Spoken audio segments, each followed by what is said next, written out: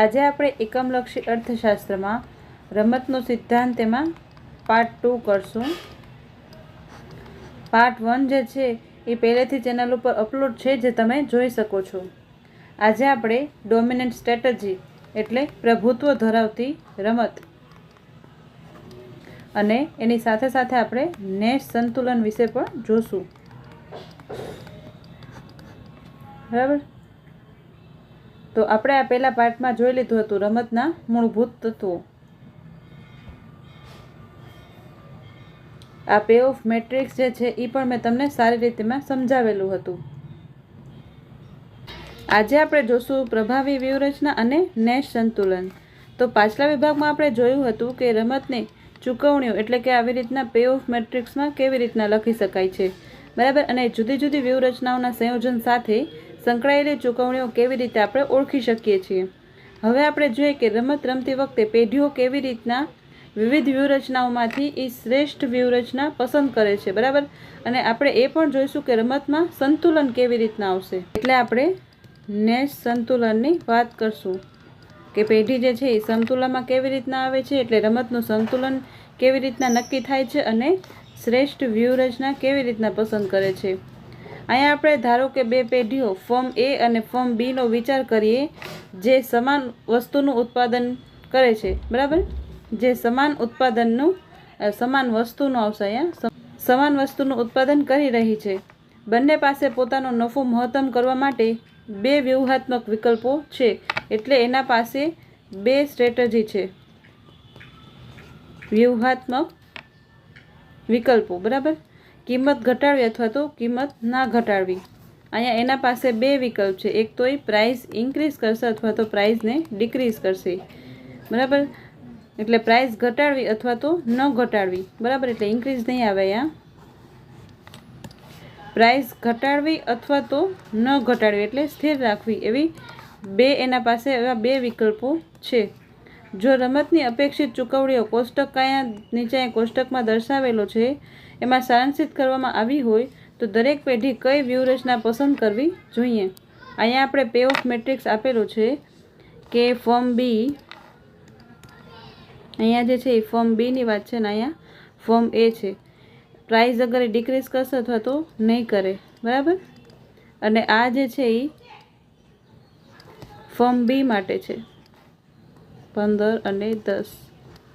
અને આપણે અગર વાત કરીએ ફોર્મ એની તો એના માટે જે છે એ આ એની ચૂકવણીઓ છે, પછીના આંકડાઓ, બરાબર. આપણે આગલા વિડીયોમાં પણ જોયું હતું કે જ્યારે આપણે પે ઓફ મેટ્રિક્સની વાત કરીએ છીએ ત્યારે આ બે કોષોમાં ફર્સ્ટ આંકડો જે હશે એ આ ડાબી બાજુ જે છે એ ખેલાડીનો હશે, અને સેકન્ડ આંકડો જે આપેલો હશે, સેકન્ડ આંકડો જે ચૂકવણીનો આપેલો હશે એ અહીંયા ઉપરની બાજુએ જે ખેલાડી છે એનું મેટ્રિક્સ પે ઓફ મેટ્રિક્સ છે, એટલે એની ચૂકવણીઓ છે, બરાબર.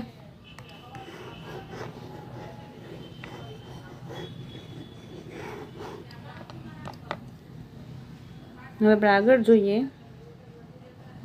અહીંયા પણ એ જ કોષ્ટક આપેલું છે. અહીંયા સમજૂતી માટે સમજાવીને આપણે અહીંયા સમજી શકીએ એટલા માટે અહીંયા બીજી વાર મેં મેટ્રિક્સ આપેલું છે. આ એ જ કોષ્ટક છે, બરાબર. ચાલો આપણે ફોર્મ એનો વિચાર કરીએ. જો ફોર્મ બી તેની કિંમત ઘટાડશે એટલે આ ફોર્મ બી જે છે એની કિંમત ઘટાડશે, બરાબર, તો એને 5નો નફો થશે. તો ફોર્મ એને જે છે એ 5 રૂપિયાનો નફો થશે. આ આંકડો જે છે એ ફોર્મ એનો છે ને, એટલે ફોર્મ એને 5 રૂપિયાનો નફો થશે, બરાબર. અને જો કિંમત નહીં ઘટાડે તો 0નો નફો થશે. અને જો એ કિંમત નહીં ઘટાડે, ફોર્મ એ કિંમત નહીં ઘટાડે, આની સાથે ફોર્મ બીએ શું કર્યું કે કિંમતને ઘટાડેલી, તો ફોર્મ એ અગર કિંમત નહીં ઘટાડે, બરાબર, આ ઘટાડશે અને નહીં ઘટાડે તો એને 0 નફો મળશે. આમ ફોર્મ બી જ્યારે કિંમત ઘટાડે છે ત્યારે ફોર્મ એ માટેની શ્રેષ્ઠ વ્યૂહરચના કઈ છે? કિંમત ઘટાડવાની, બરાબર. એટલે કિંમત ઘટાડશે તો 5 રૂપિયાનો નફો, અને નહીં ઘટાડે તો 0 રૂપિયાનો નફો મળશે. તો અહીંયા 5 અને 0, તો 5નો આંકડો છે એ જ આપણા માટે સારો છે ને. એટલે અહીંયા ફોર્મ એ માટેની સારી વ્યૂહરચના કઈ ગણાય કે ફોર્મ બી જ્યારે પ્રાઇસ ઘટાડે છે, ડિક્રીઝ કરે છે, ત્યારે ફર્મ એ શું કરશે? એ પણ પ્રાઇસ ઘટાડશે.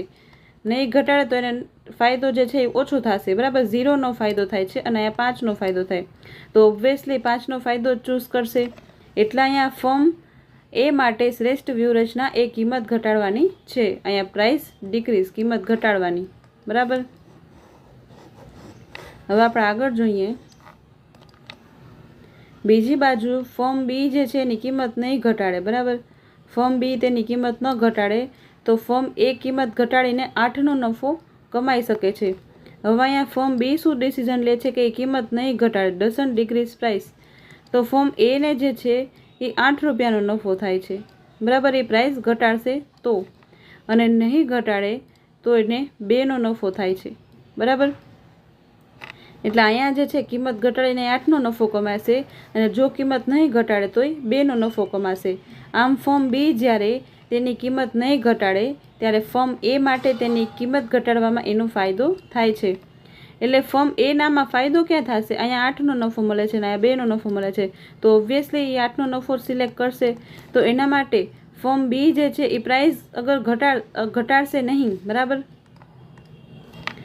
ફર્મ બી જે છે એ પ્રાઇસ ઘટાડશે નહીં તો પણ ફર્મ એ માટે કયો ડિસિઝન સારો ગણાશે કે એ પ્રાઇસ ઘટાડી દે, આ ડિક્રીઝ કરી દે તો, બરાબર.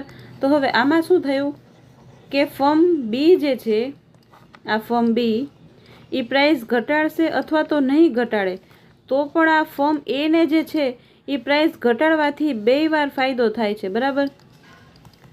તો અહીંયા શું થશે કે ફર્મ એ જે છે એની ડોમિનેટ સ્ટ્રેટેજી એટલે કે પ્રભુત્વ ધરાવતી રમત કહેવાશે, પ્રભુત્વ ધરાવતી રમત.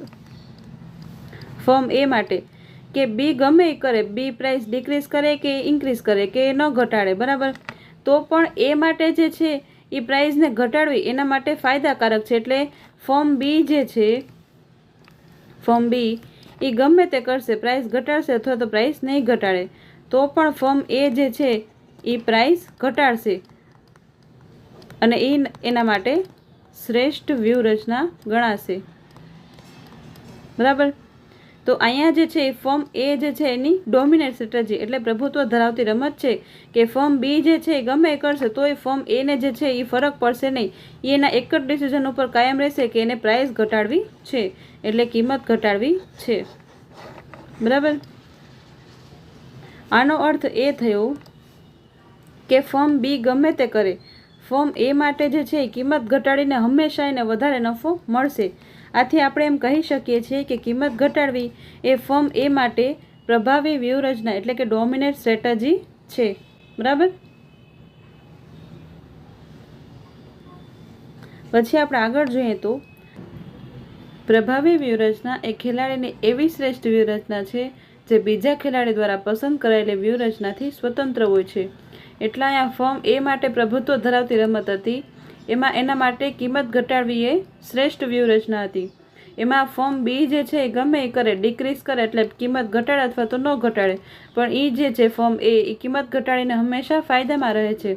એટલે આ બીજા ખેલાડી એટલે ફર્મ બી ગમે એ ડિસિઝન લે એનાથી એ સ્વતંત્ર હોય છે, બરાબર. ઉપરના ઉદાહરણમાં કિંમત ઘટાડવાની વ્યૂહરચના એ ફર્મ એને હંમેશા માટે નફો આપે છે, પછી ભલે ને ફર્મ બી જે છે એ ગમે એ કરે, બરાબર. હવે આ જ વાત જે છે એ ફર્મ બી માટે પણ સાચી છે. હવે આપણે ફર્મ બીનો વિચાર કરીએ કે ફર્મ એ ગમે એ કરે, કિંમત ઘટાડે અથવા તો ન ઘટાડે, તો ફર્મ બી માટે જે છે એ કિંમત ઘટાડીને એને વધારે ફાયદો થાય છે. હવે આપણે વિચાર કરીએ કે જો ફર્મ એ જે છે એ કિંમત ઘટાડે, આ ફર્મ એ જે છે એ કિંમત ઘટાડશે તો આ ફર્મ બી જે છે કિંમત ઘટાડીને અહીંયા 10નો નફો મેળવી શકે છે, બરાબર. આ પહેલો આંકડો આ ફર્મ બી માટે છે. એટલે ફર્મ એ અગર કિંમતને ઘટાડશે તો ફર્મ બી જે છે એ 10નો નફો કમાઈ શકે છે, બરાબર. અને કિંમત ન ઘટાડે તો 5નો નફો મેળવે છે, બરાબર. બરાબર 6 ને અહીંયા 5 હશે, બરાબર. 5નો નફો છે, 5નો નફો મેળવે છે. તેવી જ રીતે ફર્મ એ જે છે એની કિંમત નહીં ઘટાડે, બરાબર, ડઝન્ટ ડિક્રીઝ પ્રાઇસ, બરાબર. તો આ પ્રાઇસ જે છે એ નહીં ઘટાડે તો હવે શું થશે? ફર્મ બી જે છે એ કિંમત ઘટાડીને અહીંયા ફર્મ બી જે છે એ કિંમત ઘટાડીને 15નો ફાયદો મેળવી લેશે અને જો એ પ્રાઇસ નથી ઘટાડી, બરાબર, અને એ પ્રાઇસ ઘટાડશે નહીં, એ પ્રાઇસ ઘટાડશે નહીં તો એને 10નો નફો મળે છે. તો આ 10 અને 15માં 15નો નફો જે છે એ વધારે સારો છે, બરાબર. એટલે કિંમત ઘટાડીને એ 15નો નફો મેળવી શકે છે. એટલે અહીંયા ફર્મ એ જે છે એ કિંમત ઘટાડે અથવા તો ના ઘટાડે, પણ આ ફર્મ બી માટે અહીંયા કિંમત ઘટાડીને એને અહીંયા 10નો અને 15નો જે છે એ નફો મળે છે, બરાબર. ફર્મ એ જે છે એ કિંમત ઘટાડે અથવા તો ના ઘટાડે, પરંતુ આ ફર્મ બી જે છે એ કિંમત ઘટાડીને આ 10નો અને અહીંયા 15નો ફાયદો મેળવી શકે છે, બરાબર. એટલે એના માટે ફર્મ બી માટે પણ કિંમત ઘટાડવી એ પ્રભુત્વ ધરાવતી વ્યૂહરચના કહેવામાં આવે છે. કિંમત ઘટાડવી એ એના માટે ડોમિનેટ સ્ટ્રેટેજી એટલે કે પ્રભુત્વ ધરાવતી વ્યૂહરચના કહેવાશે. એટલે અહીંયા જે છે એ ફર્મ એ ગમે એ કરે, પ્રાઇસ ડિક્રીઝ કરે અથવા તો ના કરે, પણ આ ફર્મ બી માટે પ્રાઇસ ડિક્રીઝ કરવું એના માટે હંમેશા ફાયદાકારક રહેશે. આગળ જોઈએ તો આમ બંને પેઢીઓ માટે શ્રેષ્ઠ વ્યૂહરચના કિંમત ઘટાડવાની છે. જ્યારે કોઈ ખેલાડી પાસે પ્રભાવી વ્યૂહરચના હોય ત્યારે આપણે રમતના પરિણામને પ્રભાવી વ્યૂહરચનામાં સંતુલન એટલે કે ઇક્વિલિબ્રિયમ ઇન ડોમિનેટ સ્ટ્રેટેજી કહીએ છીએ. ઉપરના કિંમત નિર્ધારણની રમતમાં કિંમત ઘટાડવી એ વ્યૂહરચના ડાબી બાજુના ટોચના કોષમાં ચૂકવણી દ્વારા દર્શાવવામાં આવી છે. તે રમતના પ્રભાવી વ્યૂહરચનાનું સંતુલનનું પ્રતિનિધિત્વ કરે છે, બરાબર. તો અહીંયા જે છે એ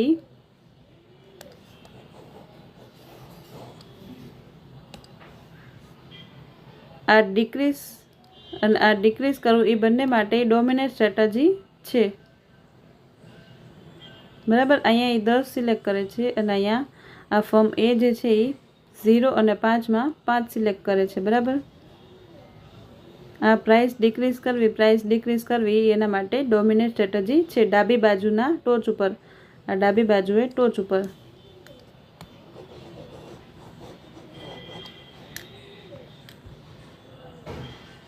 એ રમતનું સંતુલન છે.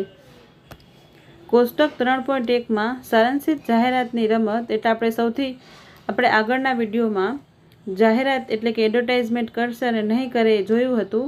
એના કિસ્સામાં જાહેરાત કરવી એ ફર્મ એ માટે પ્રભાવી વ્યૂહરચના છે અને ફર્મ બી ગમે એ કરે પણ જાહેરાતની વ્યૂહરચના એ ફર્મ એને જાહેરાત ન કરવાની વ્યૂહરચના કરતાં વધારે નફો આપે છે. એટલે એ જાહેરાત કરશે. ફર્મ એ જે છે એ જાહેરાત કરશે તો એને વધારે નફો મળશે. તેવી જ રીતે જાહેરાતની વ્યૂહરચનામાં ફર્મ બીને માટે પણ જાહેરાત ન કરવાની વ્યૂહરચના કરતાં જાહેરાત કરવી વ્યૂહરચના જે છે એ વધારે નફો આપે છે. તેથી જાહેરાત કરવી એ ફર્મ બી માટે પ્રભાવી વ્યૂહરચના છે. આનો અર્થ એ છે કે જાહેરાત કરવીની વ્યૂહરચના એ પ્રભાવી વ્યૂહરચનામાં સંતુલન આવે છે, બરાબર. આપણે એ પણ જોયું હતું આગલા વિડીયોમાં, આ એડવર્ટાઇઝમેન્ટ અને ડોન્ટ એડવર્ટાઇઝમેન્ટ. આમાં એને એડવર્ટાઇઝમેન્ટ જે છે એ એની પ્રભાવી વ્યૂહરચના ગણાશે, બરાબર. એટલે ફર્મ એ ગમે એ કરે, એડવર્ટાઇઝમેન્ટ કરે કે ના કરે, પણ ફર્મ બી માટે જે છે એ એડવર્ટાઇઝમેન્ટ કરવી ફાયદાકારક ગણાશે, બરાબર. અને આપણે ફર્મ એની વાત કરીએ તો ફર્મ એને માટે પણ ફર્મ બી ગમે એ કરે, એડવર્ટાઇઝમેન્ટ કરે કે ના કરે, પણ એના માટે એડવર્ટાઇઝમેન્ટ કરવી એ લાભકારક ગણાશે, બરાબર. આ પણ આપણે જોવું હોય તો આપણે જોઈ શકીએ કે ફર્મ એ જે છે એના પર્સપેક્ટિવથી પહેલાં જોઈએ આપણે. તો ફર્મ એ જે છે એના માટે આપણે ફર્મ બીની સ્ટ્રેટેજી જોઈએ કે બી જે છે એડવર્ટાઇઝમેન્ટ કરશે તો ફર્મ એ માટે આ 5 અને 4માં એ એડવર્ટાઇઝમેન્ટ કરીને વધારે નફો મેળવે છે, બરાબર. હવે આ ફર્મ બી જે છે એ ડોન્ટ એડવર્ટાઇઝમેન્ટ કરશે તો 4 અને 3માં એ એડવર્ટાઇઝમેન્ટ કરીને ફાયદો કમાઈ શકે છે. એટલે અહીંયા ફર્મ બી જે છે એ ગમે એ કરે, એડવર્ટાઇઝમેન્ટ એટલે જાહેરાત કરે અથવા તો ના કરે, પણ ફર્મ એ જે છે એ એડવર્ટાઇઝમેન્ટ કરીને દર વખતે એડવર્ટાઇઝમેન્ટ કરીને વધારે નફામાં રહે છે, બરાબર. એટલે એ એની પ્રભુત્વ ધરાવતી રમત કહેવાશે. એવી જ રીતના આપણે હવે ફોર્મ બીની વાત કરીએ તો આ ફોર્મ બી, એના માટે આ ફોર્મ એના ડિસિઝન જોઈએ કે તો ફોર્મ એ અગર એડવર્ટાઇઝમેન્ટ કરશે, બરાબર, તો ફોર્મ બી જે છે એના માટે અહીંયા એડવર્ટાઇઝમેન્ટ અને ડોન્ટ એડવર્ટાઇઝમેન્ટ, તો એને એડવર્ટાઇઝમેન્ટથી વધારે ફાયદો મળે છે, બરાબર. અને ફોર્મ એ જે છે એ હવે એવું વિચારે કે મારે જાહેરાત નથી કરવી. અહીંયા જે છે આપણે 8 લઈ લઈએ. આપણે 8 લઈ લઈએ તો ફોર્મ બી જે છે, બરાબર, એ શું કરશે? ફોર્મ એ જે છે એ ડોન્ટ એડવર્ટાઇઝમેન્ટ કરે છે, તો ફોર્મ બી માટે 8 અને 6માં એને એડવર્ટાઇઝમેન્ટ કરવું વધારે ફાયદાકારક ગણાશે. એટલે બંને માટે જાહેરાત કરવી એ ડોમિનેન્ટ સ્ટ્રેટેજી છે.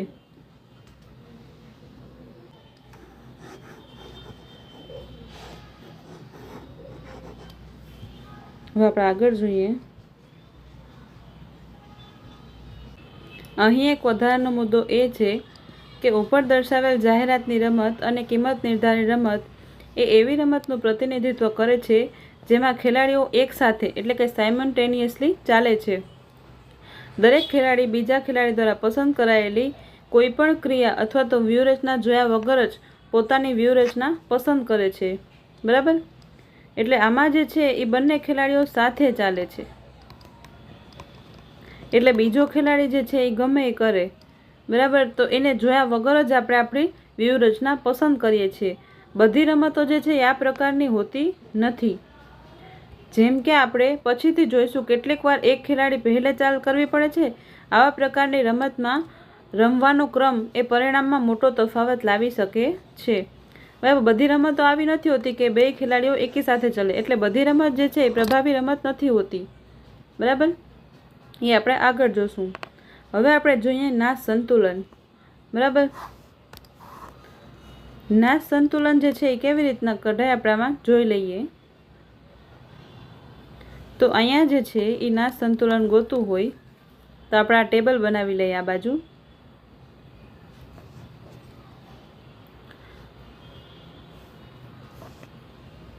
બરાબર, આ 2 1 0 0, અહીંયા 0 0 અને અહીંયા 1 અને 2, બરાબર. તો આપણે આમાંથી નાશ સંતુલન ગોતવું હોય તો હવે કેવી રીતના ગોતશું આપણે?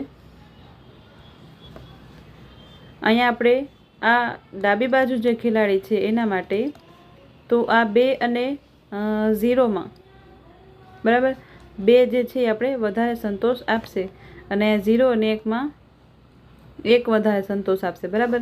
હવે આપણે અહીંયા ઉપર એક ખેલાડી હશે, ધારો કે અહીંયા એ ખેલાડી છે અને આ બી ખેલાડી છે, બરાબર. તો આ બી ખેલાડી માટે જોઈએ ત્યારે 1 અને 0માં આ 1 જે છે એ આપણે, બરાબર, આ 0, બરાબર, તો આ 1 જે છે એ વધારે સંતોષ આપશે અને 0 અને 2માં 2 અહીંયા વધારે સંતોષ આપશે. હવે જ્યાં આવી રીતના 2 ગોળા આવશે, બરાબર, તો એને જે છે એ નેશ સંતુલન કહેવાશે, બરાબર. નેશ સંતુલન. અને નેશ સંતુલન જોવા માટે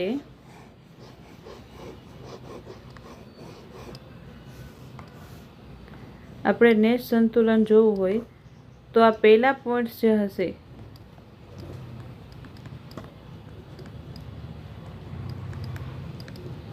બરાબર, આ પહેલા પોઈન્ટ્સ જે હશે એ આપણે ઊભા જોવાના. આ 2 સેલ આપેલા છે ને, બરાબર, 2 કોષો આપેલા હોય તો પહેલા કોષ માટે આપણે આવી રીતના વર્ટિકલી જોવાનું અને આ બીજા આંકડા માટે આપણે હોરિઝોન્ટલી એટલે આડું જોવાનું, બરાબર.